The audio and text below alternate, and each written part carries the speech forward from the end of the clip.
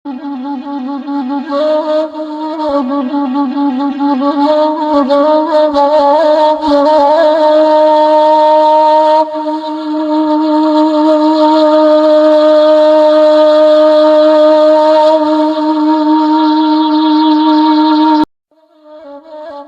hikayat yang berjudul Sariman Budi. Alkisah, terdapat sebuah negeri Tarunansia yang diperintah oleh seorang raja yang adil bernama Ainul Syamsi. 170 kerajaan takluk di bawah kekuasaannya. Baginda mempunyai 2 orang permaisuri. Dari permaisuri pertama, Baginda memperoleh seorang putra yang diberi nama Sariman Budi Syamsilillah. Dalam usia 5 tahun, Sariman Budi telah pandai menunggang kuda dan sering mengikuti perlombaan bersama teman-temannya. Pada suatu hari, Sariman Budi meminta izin kepada ayahnya hendak berburu. Dengan rasa berat, Baginda melepaskan putranya pergi dengan ditemani sejumlah pengikutnya. Nasib sial menimpa mereka dalam hutan rimba. Akibat angin badai yang dahsyat disertai hujan yang lebat, Sariman Budi terpisah dari rombongan. Ia berjalan sendirian dalam hutan hingga sampai di sebuah lapangan. Para pengikutnya berusaha mencari, akan tetapi karena sudah berbulan-bulan mencari dan tidak kunjung bertemu, akhirnya mereka pulang menghadap Baginda Raja. Alangkah sedihnya Baginda demi mendengar bahwa anaknya sudah hilang. Baginda baru merasa tenang sesudah seorang ahli nujum memberitahukan bahwa Sariman Budi sedang bertapa di suatu tempat. Sesudah 7 hari Sariman Budi berada di lapangan dalam hutan, datanglah seorang Brahman Syah tapa bernama Jamaloi Akba. Ia menceritakan hal ihwal yang telah menimpa dirinya. Di tempat itu, ia belajar berbagai ilmu sakti dari Jamaloi Akba. Ia dibekali seekor kuda sakti dan sebilah pedang. Berikut 2 orang pahlawan masing-masing bernama Zaibun Amarah dan Zainan Akasa. Sebutlah sebuah kerajaan besar di Kayangan bernama Kaumala Silan. Rajanya bernama Mambang Aksan yang sangat terkenal karena saktinya. 5.000 orang raja takluk di bawah kekuasaannya. Baginda mempunyai seorang putri bernama Baniroy Indra, lebih cantik dari putri Gumbak, Mauh, dan putri bungsu. Putri Baniroy ditempatkan dalam sebuah mahligai bersama 6 orang dayang selayang dan dijaga oleh 40 jin afrit. 3 tahun Sariman Budi dalam pertapaan. Pada suatu malam ia bermimpi bertemu dengan putri Baniroy Indra. Ia bertekad hendak mencari putri impiannya. Pada Jamaloi Akba tidak diberitahukan tentang mimpinya itu.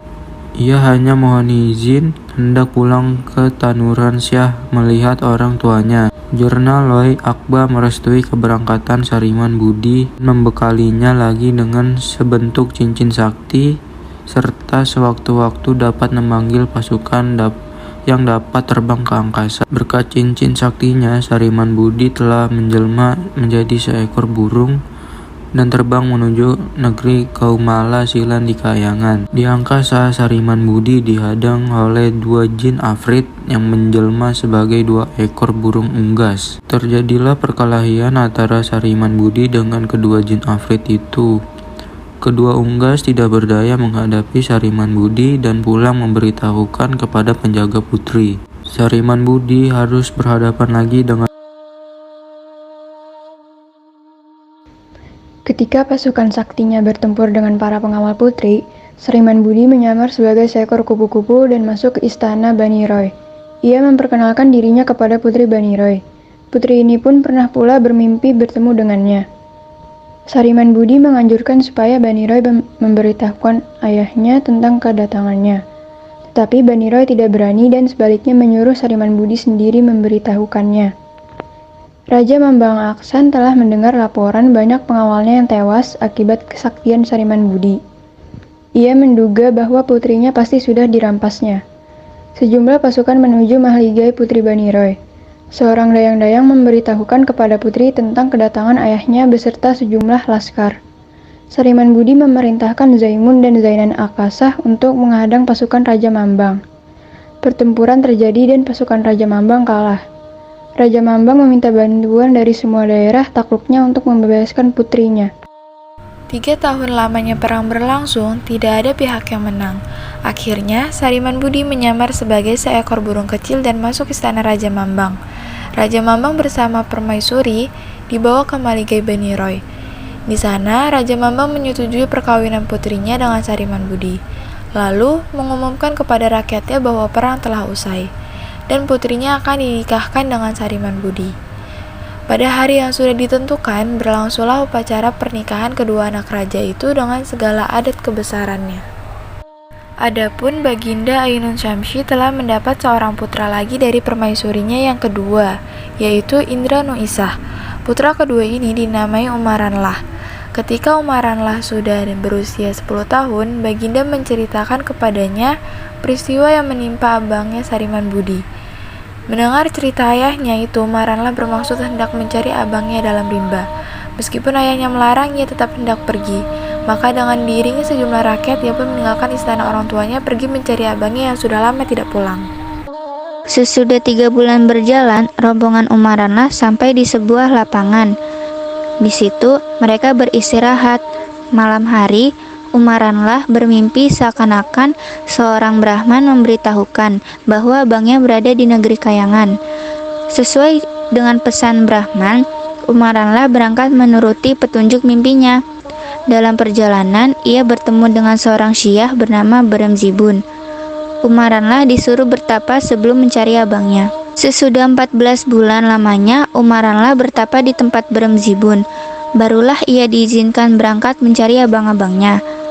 Ia dibekali benda-benda sakti, antara lain sebilah pedang sakti bernama Samdon Birang. Dengan menjelma sebagai seekor wajah wali, ia terbang menuju negeri Kayangan.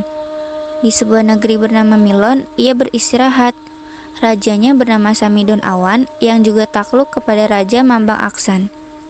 Baginda juga mempunyai seorang gadis yang tidak kalah cantik dengan putri Bani Roy.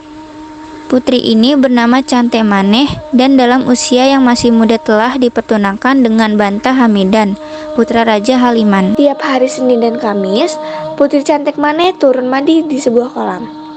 Disitulah Umarunlah menyaksikan putri tersebut, sehingga timbul niatnya hendak memilikinya dengan cara apapun.